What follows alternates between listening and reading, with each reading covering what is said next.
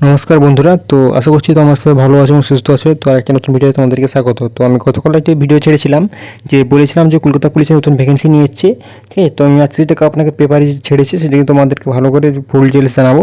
তো আজকে ভিডিওটা খুবই গুরুত্বপূর্ণ চলেছে, নতুন কলকাতা পুলিশের ভ্যাকেন্সি বেরোচ্ছে। তো তোমরা প্রথম থেকে ভিডিওটা শেষ পর্যন্ত অবশ্যই দেখো, ঠিক আছে।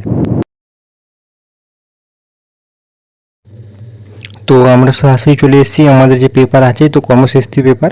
তো এখানে দেখতে পাচ্ছিলে 27 মার্চ 2024 এটি পেপার। তো এখানে আমরা সহজেই দেখতে পাচ্ছি লিখে আছে এখানে কলকাতা পুলিশটি, যে কলকাতা পুলিশ 225টা টোটাল ডেটা এন্ট্রি অপারেটর আছে। তো আমরা আরও ডিটেলসে জানবো, তো চলুন আমরা সরাসরি আরও ডিটেলসে যাই।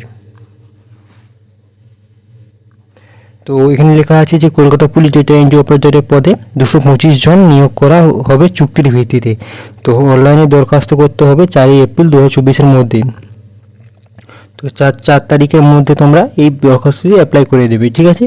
তো শিক্ষাগত যোগ্যতা, তো যে কোনো শাখায় গ্র্যাজুয়েট হতে হবে ও কম্পিউটার অ্যাপ্লিকেশন বিষয়ে সার্টিফিকেট পাস হতে হবে। তবে ইনফরমেশন টেকনোলজি, কম্পিউটার সায়েন্স বিষয়ে গ্র্যাজুয়েশন বা বিটেক, বিসিএ, এমএসসি পাস হলে টেকনিক্যাল যোগ্যতা না থাকলেও আবেদন করা যাবে।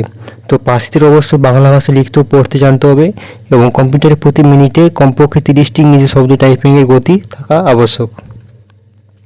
তারপরে লেখা আছে যে বাংলায় টাইপিং জানা থাকলেও অগ্রাধিকার পাওয়া যাবে। বয়স হতে হবে, জন্ম তারিখ হতে হবে 1 এপ্রিল 1984 থেকে 1 এপ্রিল 2006 মধ্যে। তফসিল সম্প্রদায়ের বেলা জন্ম তারিখ হতে হবে 1 এপ্রিল 1979 থেকে 1 এপ্রিল 2006 মধ্যে, ঠিক আছে। তো ওবিসি প্রার্থীদের বেলা জন্ম তারিখ হতে হবে 1 এপ্রিল 1981 থেকে 1 এপ্রিল 2006 মধ্যে। শূন্যপদ টোটাল 225টি, তার মধ্যে জেনারেল আছে 100টি, ঠিক আছে। তার মধ্যে 50টি মানে এসসি, এসসি, ওবিসি নিয়ে এরকম আছে। তো এরপর সরাসরি আমরা 4 নম্বর পৃষ্ঠায় চলে যাবো।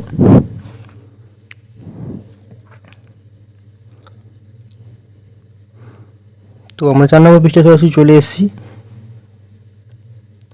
তো এখানে লেখা আছে এককালীন বেতন প্রতি মাসে 16,000 টাকা হবে, ঠিক আছে। তো আবেদন করার পদ্ধতি অনলাইনে দরখাস্ত করতে হবে www.kolkatapolice.gov.in ও ওয়েবসাইটের মাধ্যমে। এর জন্য প্রার্থীদের একটি নিজস্ব বৈধ ইমেল আইডি থাকতে হবে, মোবাইল নম্বর থাকতে হবে। দরখাস্ত পূরণের সময় প্রার্থীদের সাংবাদিক কার্ডের পাসপোর্টের ছবি থাকতে হবে, 4 সেমি এসও, আধার কার্ড, শিক্ষাগত যোগ্যতা, পরীক্ষা, ফাইলিং পরীক্ষা, ম্যারেজ লিস্ট। তো আপনার যেগুলো ডকুমেন্টস লাগবে, ঠিক আছে। তো প্রার্থী বাছাই করা হবে লিখিত পরীক্ষা, ইন্টারভিউ ও প্র্যাকটিক্যাল টেস্টের মাধ্যমে। অতিরিক্ত তথ্যের জন্য নিজের ওয়েবসাইটে দেখুন, ঠিক আছে। তো এরপর যেটা আছে সাইজ টাইপের নির্দিষ্ট অনুযায়ী প্রদান করা হবে। তো এইসবগুলি সমস্ত কিছু দেওয়া আছে। তো এটি 4 এপ্রিলের মধ্যে ফর্ম ফিল আপ করে তোমরা করে নিও।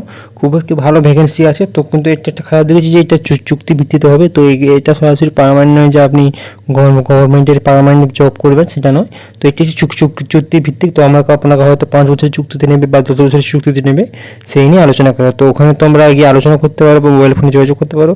তো এটাই ছিল আজকের ভিডিও। তো ভালো থাকবেন, সুস্থ থাকবেন। জয় হিন্দ, জয় ভারত।